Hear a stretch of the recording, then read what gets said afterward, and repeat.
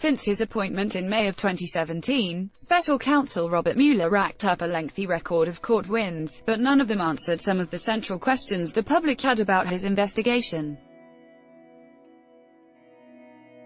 Along with a team of experienced prosecutors and attorneys, the former FBI director has indicted, convicted or gotten guilty pleas from 34 people and 3 companies, including top advisors to President Donald Trump, Russian spies and hackers with ties to the Kremlin. Charges range from interfering with the 2016 election and hacking emails to lying to investigators and tampering with witnesses. But Mueller did not charge anyone on one of the biggest questions he faced, whether the Trump campaign worked with the Russians to influence the election. He may also have been looking into whether the Trump administration obstructed justice during the investigation. After sending a report to Attorney General William Barr, Mueller is not going to pursue any further indictments, according to the Associated Press.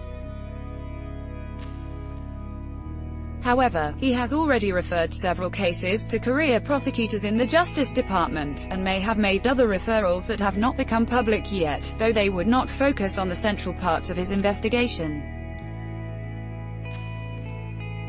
According to Barr's letter to Congress, there were no cases where Mueller wanted to bring charges against someone but was overruled by the Justice Department.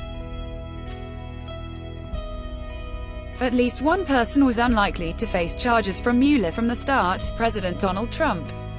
2 memos from the Office of Legal Counsel in the Department of Justice, written during the Nixon and Clinton impeachments, take the view that a sitting president is immune from prosecution.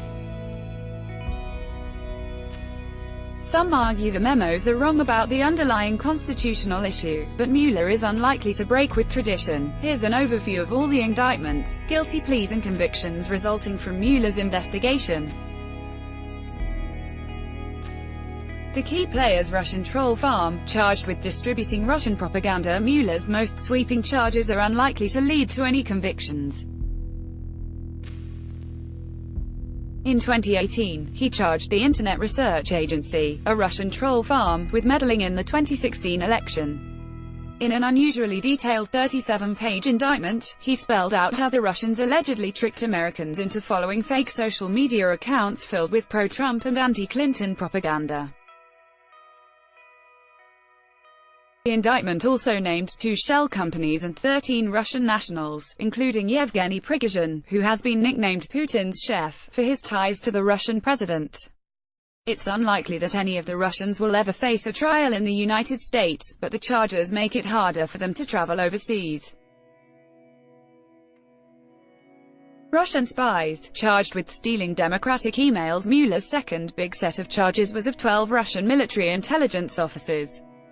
The similarly detailed 29-page indictment explains how the hackers allegedly used phishing attacks to steal files from the Democratic National Committee and the Clinton presidential campaign, then worked with WikiLeaks to distribute the information to damage Clinton's candidacy in an effort to help Trump win.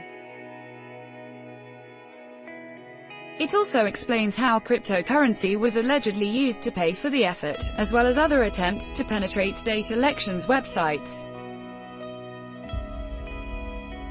These charges are also unlikely to ever lead to a trial in the United States. Trump campaign chairman Paul Manafort, sentenced to 7.5 years in prison for financial crimes if there are direct connections between the Russian efforts and the Trump campaign. One potential contact might have been campaign chairman Paul Manafort. A longtime Republican consultant, Manafort worked overseas in recent years, including for a pro-Russia political party in Ukraine. Mueller charged Manafort with hiding tens of millions of dollars he earned for that work and lying to banks to get loans. In August, a jury in Virginia found Manafort guilty on 8 counts. It was unable to reach a verdict on 10 other counts. Manafort then pleaded guilty on related charges in a D.C. court and began cooperating with Mueller. However, prosecutors later said he breached their agreement by lying to them, and Manafort was sentenced to a total of 7.5 years in prison.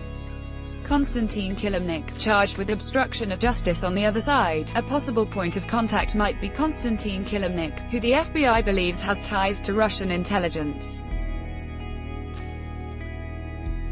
a former employee of Manafort's firm. Kilimnik was sometimes described as Manafort's Manafort, while Manafort reportedly called him "my Russian brain." A poorly redacted court filing from Mueller's team inadvertently revealed that Manafort gave Kilimnik detailed polling information during the campaign and discussed a Ukrainian peace plan, then lied about both to Mueller, even when he was supposedly cooperating. Mueller charged Kilimnik with conspiracy to obstruct justice and obstruction of justice for allegedly attempting witness tampering during the Manafort investigation. Trump confidant Roger Stone, charged with lying to Congress. Another possible point of contact between the Trump campaign and the Russian efforts is longtime Trump confidant Roger Stone. Mueller charged him with lying to the House Intelligence Committee in 2017 about his contacts with WikiLeaks and tampering with a key witness who could discredit his version of events. The indictment does not say what Mueller knows about Stone's contacts or how they relate to WikiLeaks' release of Clinton emails. For now, it raises as many questions as it answers. Stone has pleaded not guilty, and a trial is set for November.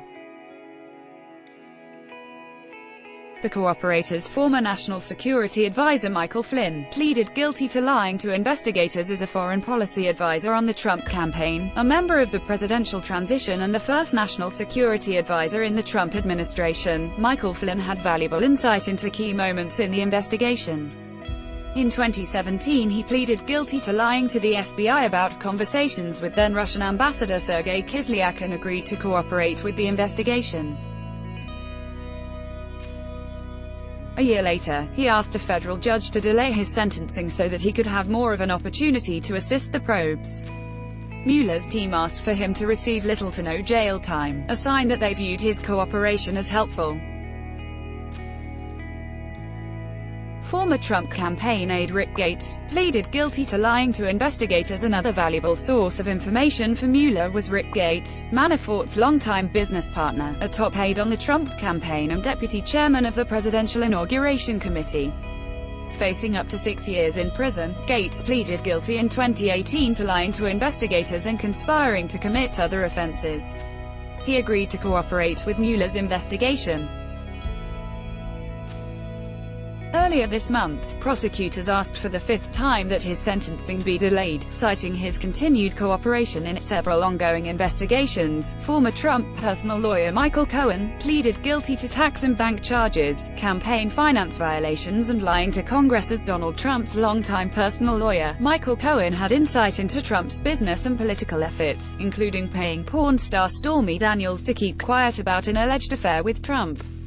Since it was not related to his main targets, Mueller handed the investigation into Cohen to the Southern District of New York. Cohen pleaded guilty to various financial crimes related to his taxi medallion business and other personal matters, as well as a campaign finance violation for the hush money payments. Trump, who was named in the charges as Individual 1, is considered by some to be an unindicted co-conspirator in this case and could face charges when he's out of office. He has denied any campaign finance violation. Cohen also pleaded guilty to lying to Congress about his work on the Trump Tower Moscow project during the campaign and agreed to cooperate with Mueller's investigation.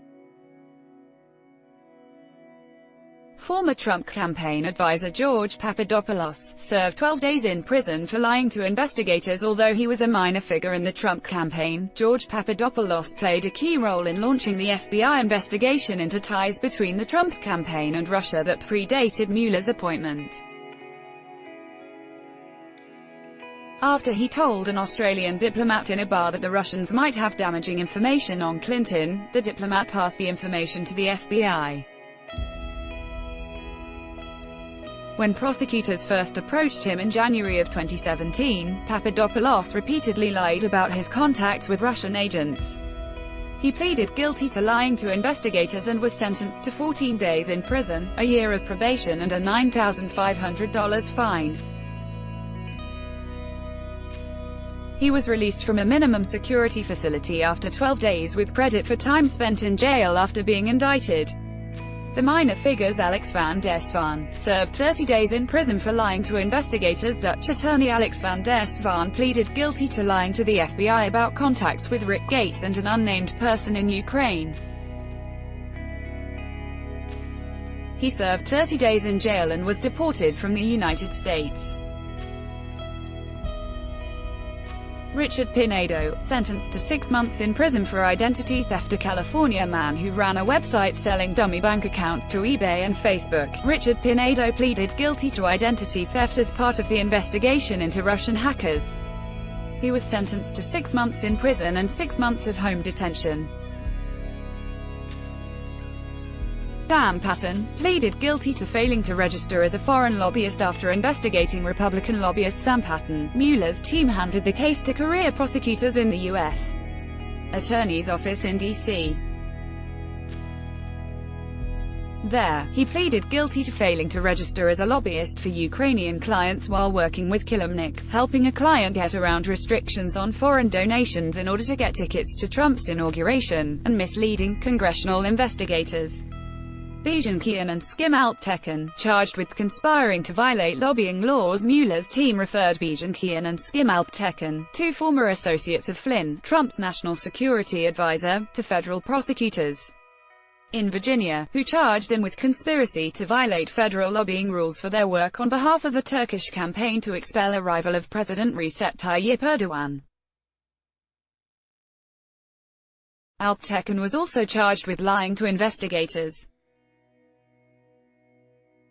Gregory Craig, Vin Weber and Tony Podesta refer to New York prosecutors. Mueller's team also referred 3 high-powered Washington insiders to federal prosecutors in New York for investigations into violations of foreign lobbying laws. Former Obama administration White House counsel Gregory Craig, former Republican Rep.